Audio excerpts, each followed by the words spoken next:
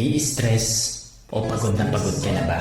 Gusto ko lang ipaalala sa'yo na kahit gaano ka ka-stress ngayon, huwag na huwag kang sumuko sa mga pangarap mo. Kailangan mong tandaan parati na magtiwala ka sa progress na nangyayari sa buhay mo. Kahit alam ko na minsan sobrang hirap at sobrang nakakapagod na din talaga. Magtiwala ka sa kakayahan mo. Ang dami mo nang nalagpasan ng mga malalaking problema dati. Ngayon ka pa ba susuko? Patuloy ka lang na lumaban.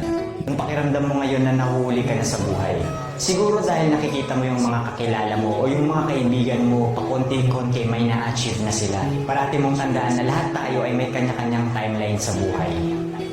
Hindi ka nahuhuli at hindi ka rin naman nauuna.